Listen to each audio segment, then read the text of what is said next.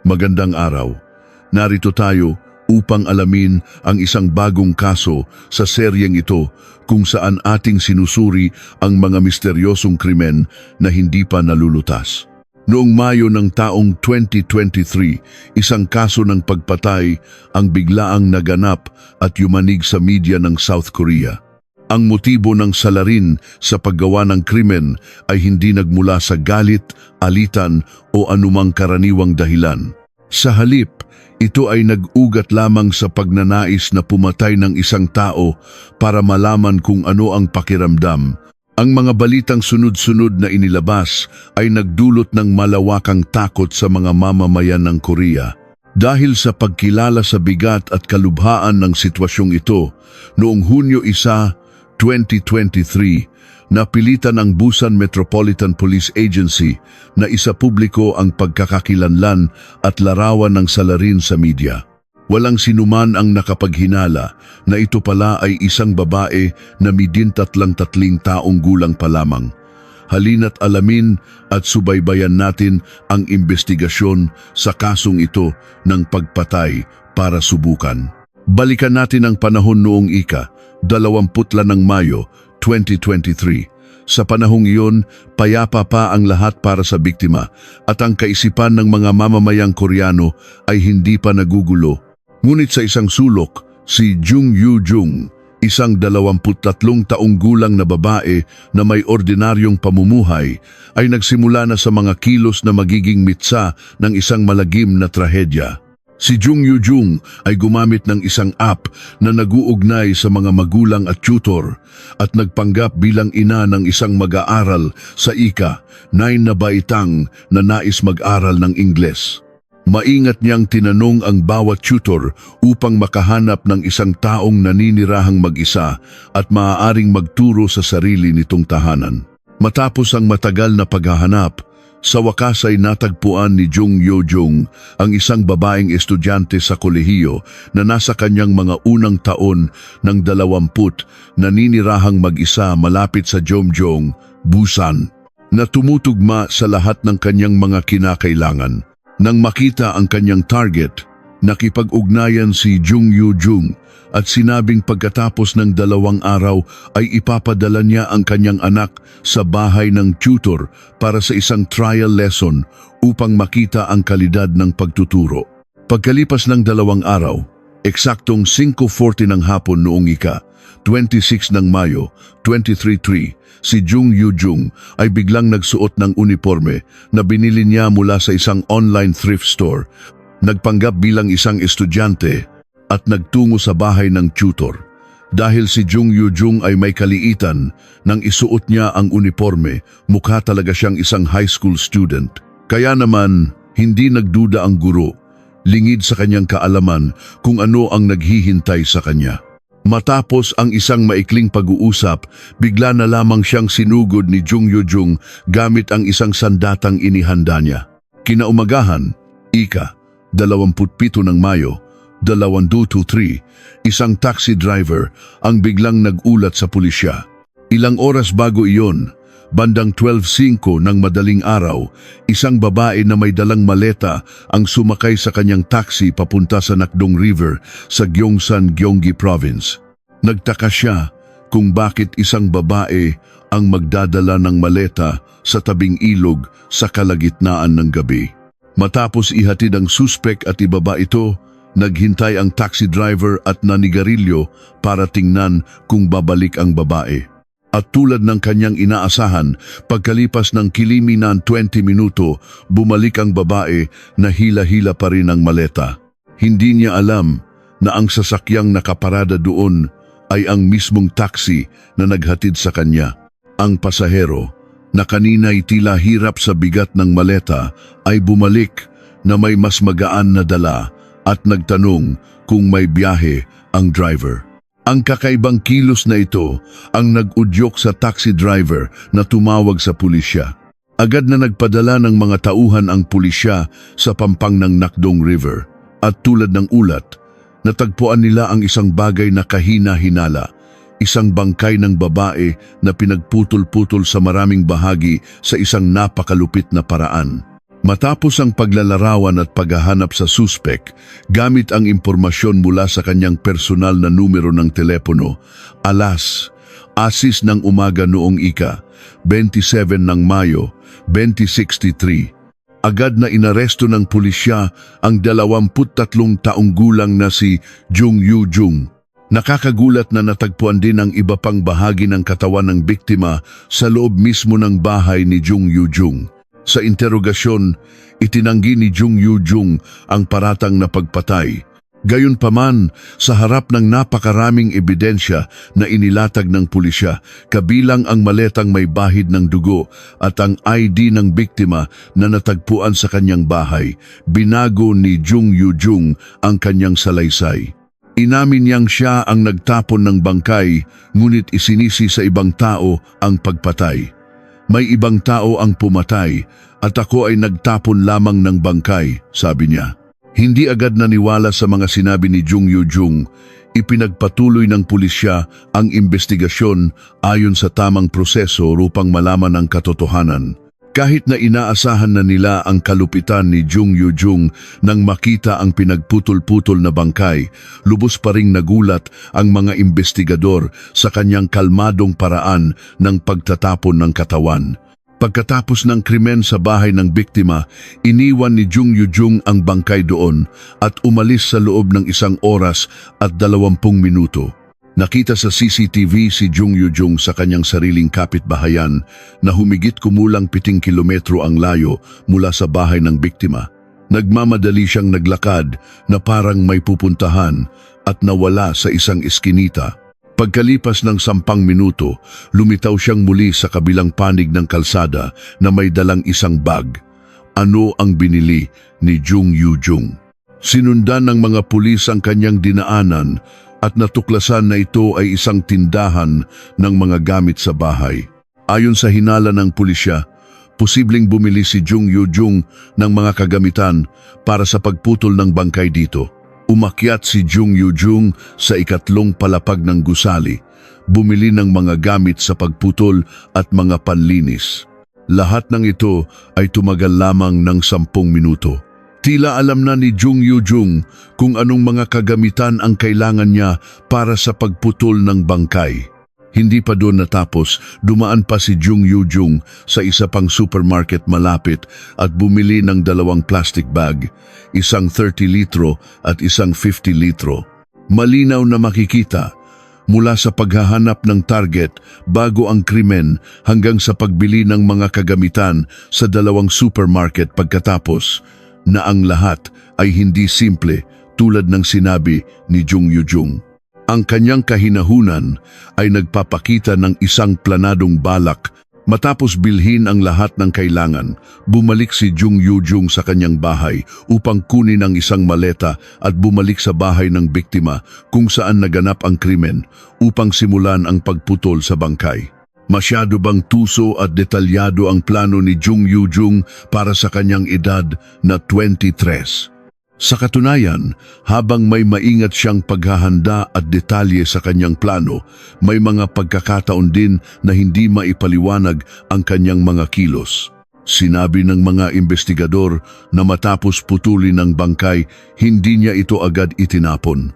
Sa halip, dinala niya ang maletang naglalaman ng bangkay mula sa bahay ng biktima pabalik sa kanyang sariling bahay. Ayon kay Professor Lee Soo-jung ng Criminal Psychology sa Kyonggi University, si Jung Yoo-jung ay pabalik-balik sa pagitan ng kanyang bahay at ng bahay ng biktima ng halos 3 beses. Ang unang pag-uwi ay para kunin ang maleta at mga kagamitan, ngunit ang ikalawa at ikatlong beses ay malinaw na hindi makatwiran at walang saysay. Dapat sana, pagkatapos niyang kunin ang mga kagamitan sa unang pag-uwi, ay dumiretso na siya sa pagtatapon ng bangkay. Ngunit hindi niya ginawa iyon. Maaaring dinala niya muna ang bangkay sa kanyang bahay, nag-isip-isip at saka lamang nagpasya kung saan ito itatapon. Pinag-aralan at binalak ni Jung Yoo-jung nang mabuti ang pagpatay, ngunit pagkatapos ng krimen, humina ang kanyang kakayahang harapin ang mga praktikal na problema. na nagpapakita ng mga kilos na hindi maipaliwanag, hindi organisado at pabago-bago. Sa kabila ng panandaliang kaguluhan, ang kanyang nakakatakot na kahinahunan ay kitang-kita sa isang CCTV footage na nagpanginig sa sinumang makakapanood.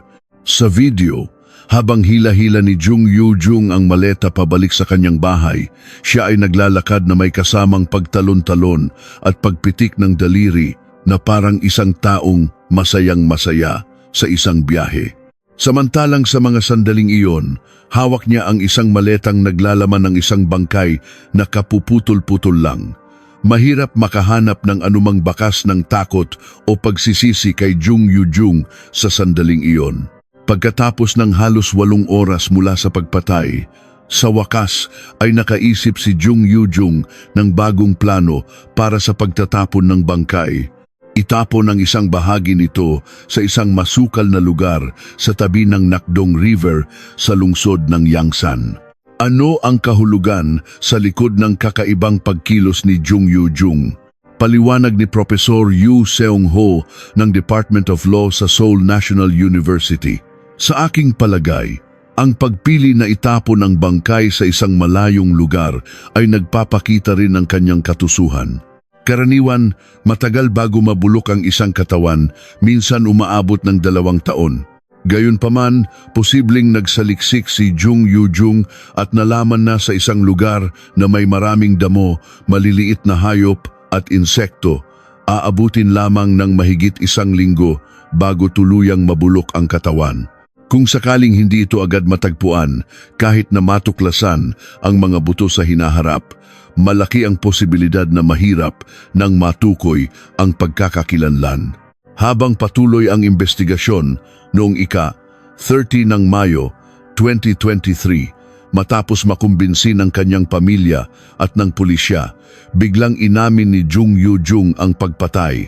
Ngunit iginiit pa rin niya na ito ay isang aksidente lamang na nag-ugat sa isang pagtatalo. Sinabi niya sa pulisya na nakilala lamang niya ang biktima sa isang 2 araw bago ang krimen. Noong araw ng insidente, ika-26 ng Mayo, nagpunta siya sa bahay ng biktima para sa isang maikling pag-uusap. Nagkaroon sila ng kaunting hindi pagkakaunawaan at dahil hindi niya napigilan ang kanyang galit, hindi sinasadyang napatay niya ang biktima. Kahit na umamin na si Jung Yoo-jung, ipinagpatuloy pa rin ng pulisya ang pangangalap ng ebidensya upang ganap na mailantad ang kanyang krimen. Naniniwala sila na ito ay isang komplikadong kaso at hindi lamang isang simpleng pagpatay na dulot ng biglaang galit tulad ng kanyang sinasabi, at tama nga sila. Salungat sa kanyang testimonya, maraming ebidensya ang nagpapatunay na ang pagpatay ay hindi isang biglaang kilos. Ang pinakamalinaw na patunay ay nasa ulat ng autopsy ng biktima. Higit pa sa unang bilang na 20 saksak sa pinakabagong ulat ng autopsy na inilabas, umabot sa 110 saksak ang tinamo ng biktima. Ito ay lalong nagpapatibay na may intensyon si Jung Yoo-jung na pumatay mula pa sa simula. Ayon kay Professor Yu Seong-ho, hindi ito kilos ng isang taong nagwala at basta na lamang nanaksak. Pangunahing tinarget ni Jung Yoo-jung ang leeg, marahil dahil alam niyang ito ay isang vital area, kaya paulit-ulit niya itong sinaksak upang tiyaking mamamatay ang biktima. Sa dami ng saksak, masasabi nating alam ni Jung Yoo-jung kung saan niya kailangang tumama para mamatay ang biktima. Sinabi rin ng criminal profiler na si Pyo Chang-won na wala siyang nakitang anumang senyales ng pag-aalinlangan. Ang krimen ni Jung Yoo-jung ay maingat na binalak. Dagdag pa ni Professor Yu Seong-ho, pagkatapos pumatay, hindi tumakas si Jung Yoo-jung. Sa halip ay humanap siya ng paraan upang sirain at itapon ang bangkay. Ito ay lalong nagpapakita na mayroon siyang malinaw na plano. Isang malaking tanong ngayon para sa pulisya. Si Jung Yoo-jung, isang 23 taong gulang na babae, ay hindi kilala ang biktima at walang anumang alitan sa kanya. Bakit niya binalak ng detalyado ang paghahanap sa biktima at brutal na pinaslang ito? Ipinakita ng pulisya kay Jung Yoo-jung sa interogasyon ang resulta ng 110 saksak at sinabing sapat na ito upang patunayan na planado ang kanyang pagpatay. Alam ni Jung Yoo-jung na hindi na niya maitatago ang katotohanan. Sa isang huling sandali ng pag-aalinlangan, inamin niya ang lahat. Sa katunayan, mahilig si Jung Yoo-jung manood ng mga palabas tungkol sa investigasyon ng krimen sa telebisyon o sa internet. Mula doon, nabuo sa kanyang isipan ang ideya ng pagpatay at dahil gusto niyang maranasan ito, isinagawa niya ang krimen. Ayon mismo kay Jung Yoo-jung, habang nanonood siya ng mga video at pelikula noong bandang Pebrero 2023, lalo siyang nakaramdam ng matinding pagnanais na pumatay. Kaya sinimulan ni Jung Yoo-jung ang mga unang hakbang sa kanyang plano. Upang malaman kung ano ang pakiramdam ng pumatay, masigasig siyang naghanap sa internet ng mga keyword tulad ng pagpatay na walang bangkay.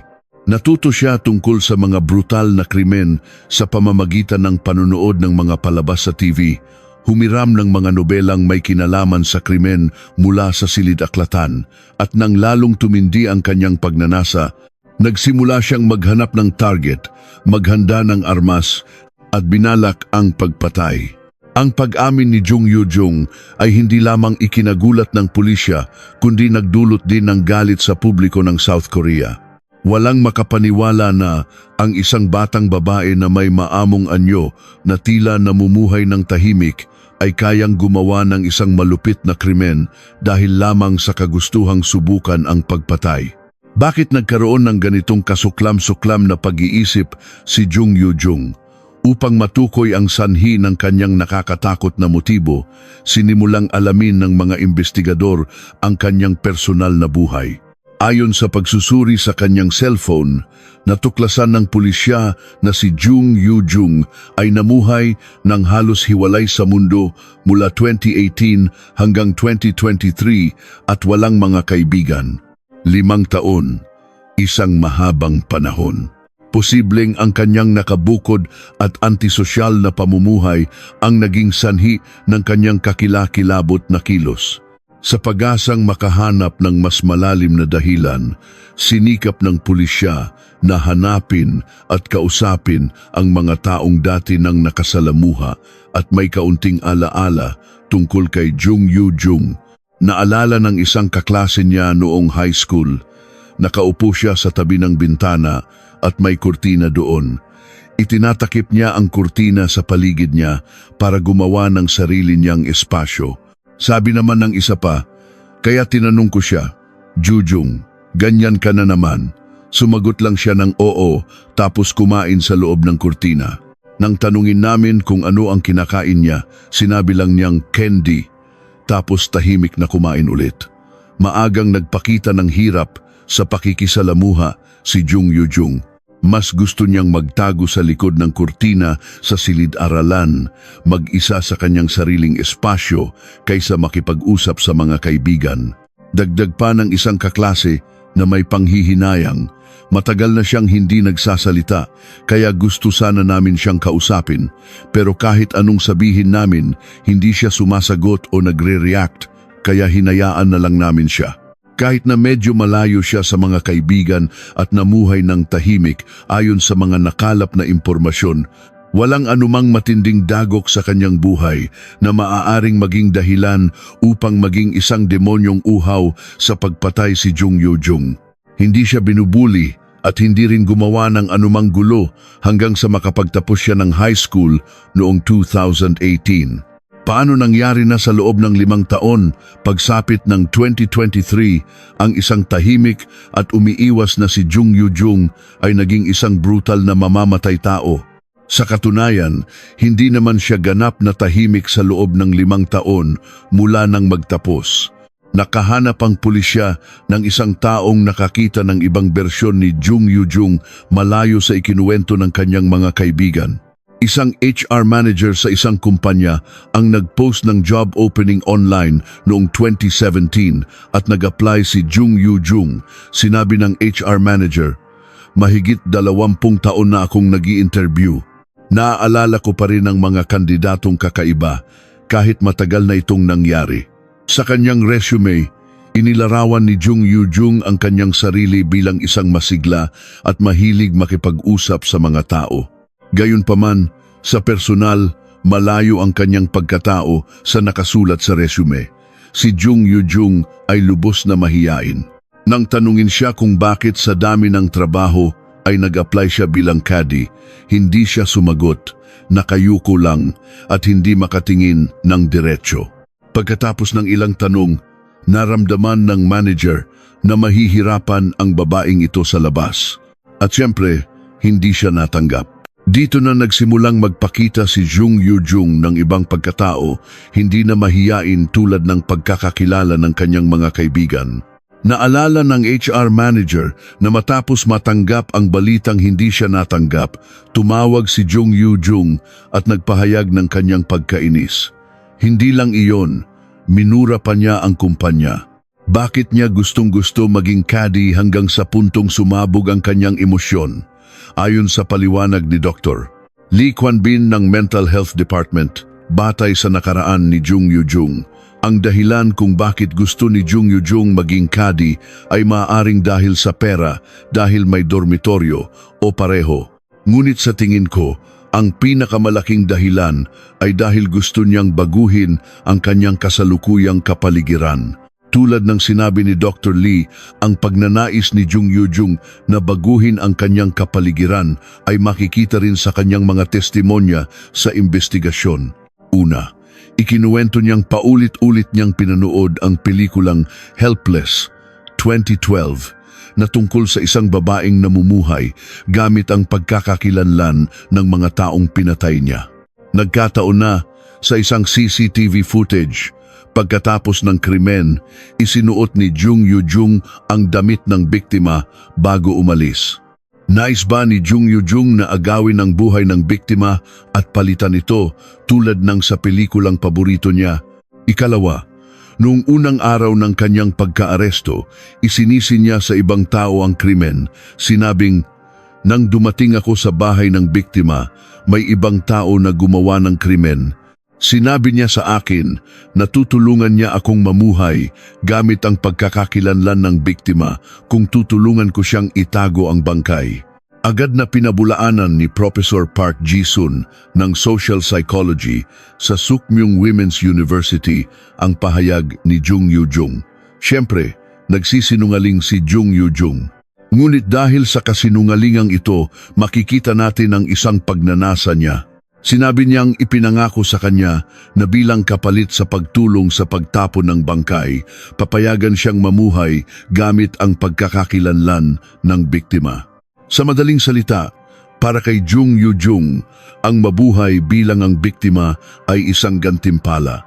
Kung gayon, maaaring hinangaan o ninasa ni Jung Yoo-jung ang universidad, kurso o iba pang aspeto ng buhay ng biktima, kaya lumabas ang ganoong pahayag.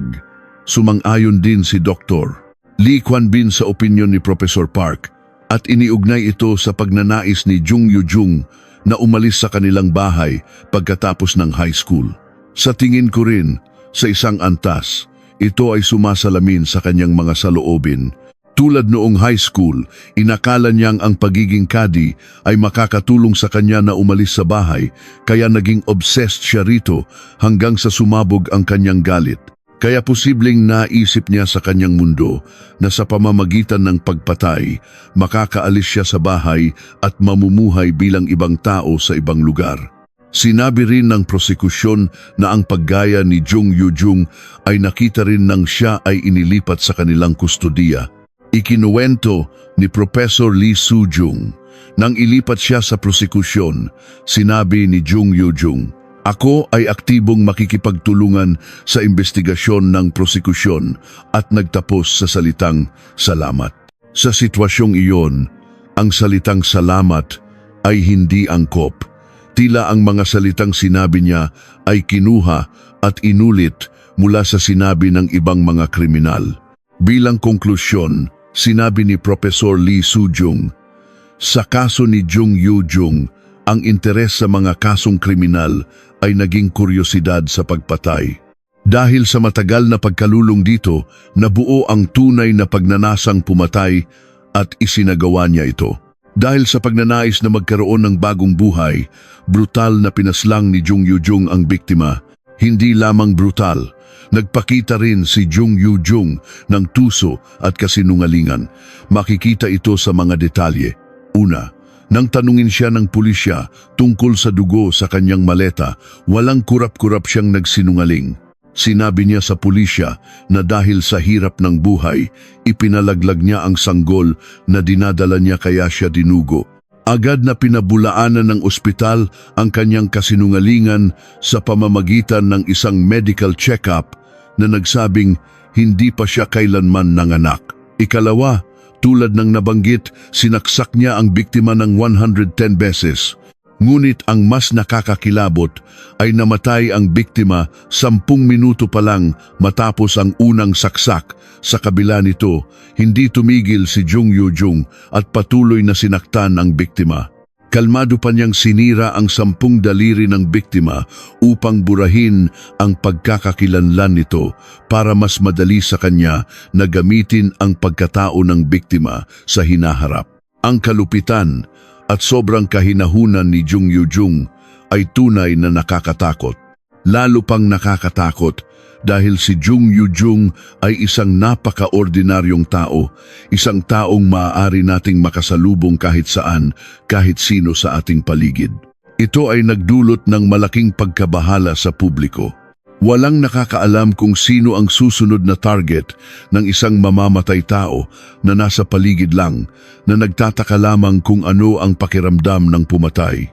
Ang problemang ito ay nagtulak sa mga psychologist na magsuri at magbigay ng 2 pangunahing hinuha. Una, isinaalang-alang ni Dr. Lee Kwon Bin ang kanyang pagkatao noong high school. Kung titingnan ang kanyang mga katangian at pamumuhay base sa kwento ng kanyang mga kaklase, ang pundasyon ng kanyang pagkatao ay may tendensiyang maging autistic. Gayunpaman, idinagdag din niya, ang mahalaga dito ay ang pagkakaroon ng autistic tendencies ay hindi nangangahulugang maaari kang manakit ng iba o maging kriminal. Isa lamang itong katangian. Kaya isa pang teorya ang lumabas. Posibleng si Jung Yoo-jung ay may psychopathy, isang kondisyon na naglalarawan sa isang taong may abnormal na estado ng pag-iisip. Nagpapakita sila ng kawalan ng emosyon at pananagutan sa lipunan. Ang mga taong ito ay tuso, marahas, antisosyal at abnormal.